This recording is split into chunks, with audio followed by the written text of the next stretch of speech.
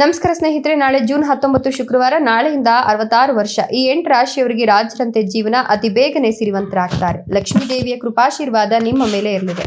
ಹಾಗಾದ್ರೆ ಆ ಅದೃಷ್ಟವಂತ ರಾಶಿಗಳು ಯಾವುವು, ಅವುಗಳಿಗೆ ಏನೆಲ್ಲ ಲಾಭ ಸಿಗುತ್ತೆ ನೋಡೋಣ. ಅದಕ್ಕಿಂತ ಮೊದಲು ಮಾತೆ ಮಹಾಲಕ್ಷ್ಮೀ ದೇವಿಗೆ ಭಕ್ತಿಯಿಂದ ಲೈಕ್ ಕೊಟ್ಟು ನಮ್ಮ ಚಾನೆಲ್ ಅನ್ನ ಸಬ್ಸ್ಕ್ರೈಬ್ ಮಾಡಿ, ಹಾಗೆ ಬೇಗನೆ ನಮ್ಮ ವಿಡಿಯೋದ ನೋಟಿಫಿಕೇಶನ್ ಪಡೆಯಲು ಬೆಲ್ ಬಟನ್ ಕ್ಲಿಕ್ ಮಾಡಿ ಆಲ್ ಅಂತ ಕ್ಲಿಕ್ ಮಾಡ್ಕೊಳ್ಳಿ. ಜೀವನದ ಸಕಲ ಸಮಸ್ಯೆಗಳಾದಂತಹ ಸತಿಪತಿ ಕಲಹ, ಪ್ರೀತಿಯಲ್ಲಿ ಮೋಸ, ಭೂಮಿ ವಿಚಾರ, ಕೋರ್ಟ್ ಕೇಸ್, ವ್ಯಾಪಾರ, ಹಣಕಾಸಿನ ತೊಂದರೆ, ಸಾಲಬಾಧೆ, ಸ್ತ್ರೀಯರ ಗುಪ್ತ ಸಮಸ್ಯೆ, ಹೀಗೆ ಹಲವಾರು ಸಮಸ್ಯೆಗಳಿಗೆ ಶಾಶ್ವತ ಪರಿಹಾರ ಮಾಡಿಕೊಡ್ತಾರೆ. ಡಿಸ್ಪ್ಲೇ ಮೇಲೆ ಕಾಣ್ತಕ್ಕಂಥ ಗುರೂಜಿ ನಂಬರ್ಗೆ ಒಮ್ಮೆ ಕರೆ ಮಾಡಿ ನೋಡಿ. ಹೌದು, ನಾಳಿನ ಜೂನ್ 19 ಶುಕ್ರವಾರದಿಂದ ಮುಂದಿನ 66 ವರ್ಷ ಈ 8 ರಾಶಿಯವರಿಗೆ ರಾಜರಂತೆ ಜೀವನ ಸಿಗಲಿದ್ದು ಅತಿ ಬೇಗನೆ ಸಿರಿವಂತರಾಗ್ತಾರೆ ಅಂತ ಹೇಳಲಾಗ್ತಾ ಇದೆ. ಮತ್ತೆ ಮಹಾಲಕ್ಷ್ಮೀ ದೇವಿಯ ಕೃಪಾಶೀರ್ವಾದ ಇವರ ಮೇಲೆ ಇರೋದ್ರಿಂದ ಹಣಕಾಸಿನ ವಿಚಾರಗಳಲ್ಲಿ ಲಾಭವನ್ನು ಕಂಡುಕೊಳ್ತಾರೆ. ಅನಿರೀಕ್ಷಿತ ವೆಚ್ಚಗಳಿಗೆ ಈಗ ಕಡಿವಾಣ ಹಾಕ್ತಕ್ಕಂಥ ಸಾಧ್ಯತೆಗಳು ಇರೋದ್ರಿಂದ ಖರ್ಚುಗಳನ್ನು ನೀವು ನಿಯಂತ್ರಣದಲ್ಲಿಡ್ತೀರಾ. ಹೂಡಿಕೆ ಅಥವಾ ಆರ್ಥಿಕ ನಿರ್ಧಾರಗಳನ್ನು ತೆಗೆದುಕೊಳ್ಳುವಾಗ ಆತುರ ಪಡದೆ ಸಂಪೂರ್ಣವಾಗಿ ಪರಿಶೀಲನೆಯೊಂದಿಗೆ ನೀವು ಮುಂದುವರಿತೀರಾ. ಕುಟುಂಬ ಮತ್ತು ಸಂಬಂಧಿಕರಿಂದ ಅಗತ್ಯವಾದ ಬೆಂಬಲ ಕೂಡ ದೊರೆಯುತ್ತೆ. ಅವರ ಸಲಹೆಗಳು ಮತ್ತು ಸಹಕಾರ ಕೆಲವು ಪ್ರಮುಖ ವಿಷಯಗಳಲ್ಲಿ ನಿಮಗೆ ನೆರವಾಗುತ್ತೆ. ವೈಯಕ್ತಿಕ ಸಂಬಂಧಗಳಲ್ಲಿ ಸಹ ನೀವು ಸಾಮರಸ್ಯವನ್ನು ಕಾಪಾಡಿಕೊಳ್ಳಲು ಪ್ರಯತ್ನವನ್ನ ಮಾಡ್ತೀರಾ. ವೃತ್ತಿ ಕ್ಷೇತ್ರದಲ್ಲಿ ಪ್ರಗತಿ ಸ್ಥಿರವಾಗಿರಲಿದ್ದು ನಿಮ್ಮ ಕಠಿಣ ಪರಿಶ್ರಮಕ್ಕೆ ಕ್ರಮೇಣ ಉತ್ತಮ ಫಲ ದೊರೀತಾ ಹೋಗುತ್ತೆ. ಯಾವುದೇ ನಿರ್ಧಾರವನ್ನ ತ್ವರಿತವಾಗಿ ತೆಗೆದುಕೊಳ್ಳೋದನ್ನ ತಪ್ಪಿಸಬೇಕಾಗತ್ತೆ.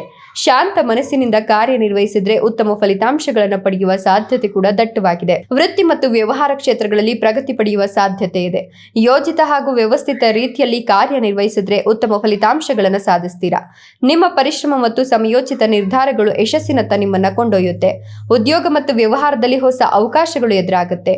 ವೃತ್ತಿ ಜೀವನದಲ್ಲಿ ಪ್ರಗತಿ ಸಾಧಿಸಲು ಇದು ಅನುಕೂಲಕರ ಸಮಯವಾಗಿದ್ದು ಹೊಸ ಜವಾಬ್ದಾರಿಗಳು ಅಥವಾ ಲಾಭದಾಯಕ ಯೋಜನೆಗಳು ನಿಮ್ಮ ಕೈ ಸೇರುತ್ತೆ. ವ್ಯಾಪಾರಸ್ಥರು ಹೊಸ ಸಂಪರ್ಕಗಳು ಮತ್ತು ಒಪ್ಪಂದಗಳಿಂದ ಪ್ರಯೋಜನ ಪಡೆಯುವ ಸಾಧ್ಯತೆ ಇದೆ. ಹಣಕಾಸಿನ ದೃಷ್ಟಿಯಿಂದ ಈ ಒಂದು ಸಂದರ್ಭ ಉತ್ತಮವಾಗಿರಲಿದ್ದು ಆದಾಯದಲ್ಲಿ ಸ್ಥಿರತೆ ಕಂಡುಬರುತ್ತೆ. ಆರ್ಥಿಕ ಪರಿಸ್ಥಿತಿ ಮತ್ತಷ್ಟು ಬಲವಾಗುವ ಸೂಚನೆಗಳಿವೆ. ಕುಟುಂಬದ ಸದಸ್ಯರು ಮತ್ತು ಸ್ನೇಹಿತರಿಂದ ಅಗತ್ಯವಾದ ಬೆಂಬಲ ದೊರೆಯೋದ್ರೊಂದಿಗೆ ನಿಮ್ಮ ಆತ್ಮವಿಶ್ವಾಸ ಕೂಡ ಈ ಸಂದರ್ಭದಲ್ಲಿ ಹೆಚ್ಚಾಗ್ತಾ ಹೋಗುತ್ತೆ. ವೃತ್ತಿ ಜೀವನಕ್ಕೆ ಸಂಬಂಧಿಸಿದ ಶುಭ ಸುದ್ದಿಗಳು ದೊರೆಯುವ ಸಾಧ್ಯತೆ ಕೂಡ ಇದೆ. ಬಹಳ ದಿನಗಳಿಂದ ನಿರೀಕ್ಷಿಸಿದ್ದ ಅವಕಾಶಗಳು ಕೈಗೂಡುತ್ತೆ. ಉದ್ಯೋಗ ಕ್ಷೇತ್ರದಲ್ಲಿ ನಿಮ್ಮ ಪ್ರಯತ್ನಗಳಿಗೆ ಮೆಚ್ಚುಗೆ ಸಿಗುತ್ತೆ. ವೃತ್ತಿಪರವಾಗಿ ಮುನ್ನಡೆಯುವ ಅವಕಾಶಗಳು ಹೆಚ್ಚಾಗುತ್ತೆ. ದೀರ್ಘಕಾಲದಿಂದ ಬಾಕಿ ಉಳಿದಿರುವ ಹಣ ಅಥವಾ ಬಾಕಿಗಳನ್ನ ಮರಳಿ ಪಡೆಯುವ ಸಾಧ್ಯತೆ ಕೂಡ ಈ ಸಂದರ್ಭದಲ್ಲಿ ದಟ್ಟವಾಗಿ ಗೋಚರವಾಗ್ತಾ ಇದೆ. ಇದರಿಂದಾಗಿ ಆರ್ಥಿಕವಾಗಿ ನಿರಾಳತೆ ಮತ್ತು ಆತ್ಮವಿಶ್ವಾಸ ಹೆಚ್ಚಿಗೆ ಆಗುತ್ತೆ. ಮೇಲಾಧಿಕಾರಿಗಳಿಂದ ಬೆಂಬಲ ಮತ್ತೆ ಸಹಕಾರ ದೊರೆಯೋದ್ರೊಂದಿಗೆ ಪ್ರಮುಖ ಕೆಲಸಗಳನ್ನ ಸುಲಭವಾಗಿ ಪೂರ್ಣಗೊಳಿಸಲು ಸಾಧ್ಯವಾಗುತ್ತೆ. ಸರ್ಕಾರ ಅಥವಾ ಆಡಳಿತಾತ್ಮಕ ಇಲಾಖೆಗಳೊಂದಿಗೆ ಸಂಬಂಧಿಸಿದ ಕೆಲಸಗಳಲ್ಲಿ ಉತ್ತಮ ಪ್ರಗತಿ ಕಂಡುಬರುತ್ತೆ. ಇದುವರೆಗೂ ವಿಳಂಬವಾಗಿದ್ದ ಕೆಲವು ಕಾರ್ಯಗಳು ಈಗ ವೇಗವನ್ನು ಪಡೆಯುವ ಸಾಧ್ಯತೆ ಇದ್ದು ನಿಮ್ಮ ಆತ್ಮವಿಶ್ವಾಸ ಮತ್ತೆ ನಾಯಕತ್ವ ಗುಣಗಳು ಇತರರ ಮೇಲೆ ಪ್ರಭಾವ ಕೂಡ ಬೀರುತ್ತೆ ಅಂತ ಹೇಳಬಹುದು.